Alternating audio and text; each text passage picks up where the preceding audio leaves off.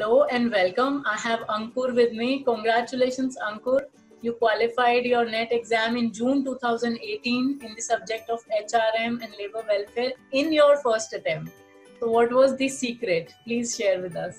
The secret was giving time for preparations, giving regular time for preparation, and also having a concise study material with you. Because the syllabus for NET is extremely vast, you can't go through the reference books in the short time that you have to prepare. So Human Veritas really helped with that. Sure. And tell us more about yourself. Which city are you from and where are you living currently? So I am from Mumbai. I'm born and brought up in Mumbai.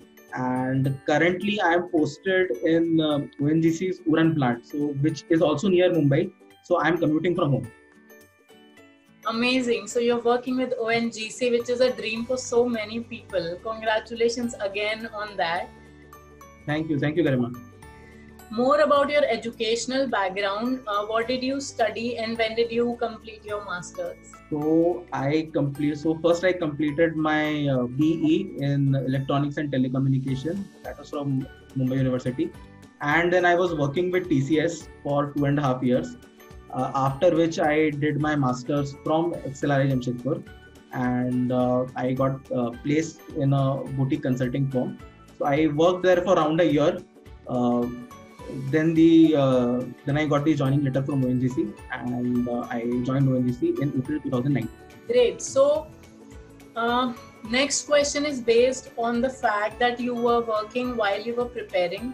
So give us some insight on the work-life balance, work-study balance, if I may say so, and how did you manage it? So I was working with a consulting firm, so I used to be pretty busy, and the consulting firm was also, so we were expanding our business. There used to be a lot of client visits, etc. So that left me with, say, just 1.5 hours every day to study during the weekdays, and during the weekends I used to make times around, say, 5 to 6 hours. So the key lay in utilizing that time effectively. So whatever little time that I had, so I started preparing for the exam. I guess I got 90 days to prepare. So the first 45 days was for going through all the study material, paper 1 and paper 2. So as I mentioned, so you don't have time to go through the reference books which you studied during your MBA. So having concise study material, that helps during that time to finish it. And once after the initial 45 days, then I started solving all the papers which came bundled with the Human Veritas material. I think around 20 papers, 15 or 20 papers.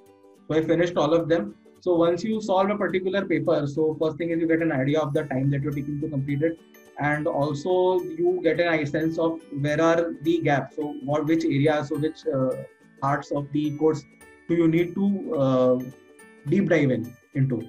So once you understand what are your weaknesses, then you study that part in detail and again attempt the second mock paper. So that was the strategy which I used, and I think that worked as well.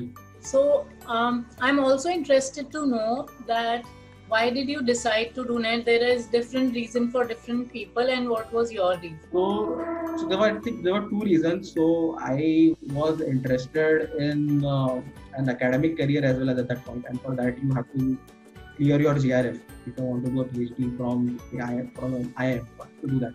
So that was one reason, and the second was that I was interested in joining ONGC. So it was one of my dream companies on campus, but they did not recruit that year, and so I wasn't able to attend an interview with them. So I came to know that they're recruiting to NET.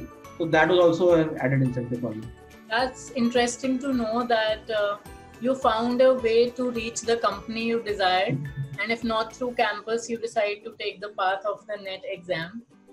So if you had to give advice to students who are sitting for this exam, what are the 2 pieces of advice that you will give to someone? So first thing is that you should, it's not possible for you to go through the entire syllabus. So you should not try to replicate whatever. So the syllabus of NET, so that is equivalent to say at least 25 to 20 subjects that you study during your MBA. So you should not try replicating that. So best thing is, and the paper also. So that is not application based. It is knowledge based. So you go through. So you have the study material available. So you go through that, and accordingly you make your notes. And that is the first thing. Second thing is you have to solve the paper, because sometimes there are 100 questions in paper 2, 50 questions in paper 1. Paper 1 also includes numericals, reading comprehension. So sometimes there is a time crunch.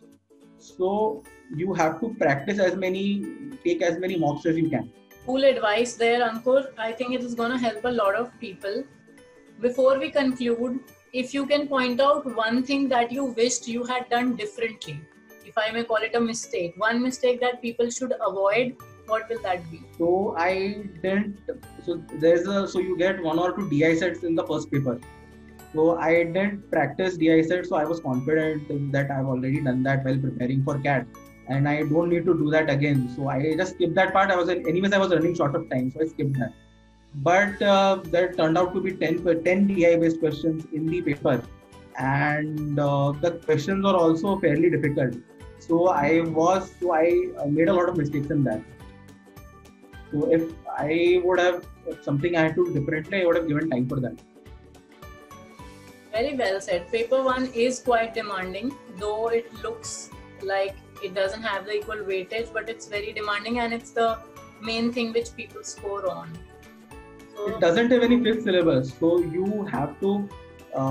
So if you want to get a sense of whatever is going to come in paper 1, so you have to either first thing go through the Human Peritus notes, and second thing, as I said, you have to practice all the papers which are given, the mock papers which are given in the study material set. So there are lots of things which are not covered in the notes, lots of miscellaneous things which are not covered in the notes. But once you solve the papers, you will get a sense of, say, what kind of trivia questions we could answer. Thank you, Ankur, for sharing so many things with us and taking out time and doing this interview with us. I'm sure a lot of students will help. This will help a lot of people. Thank you so much for coming. Completely my pleasure.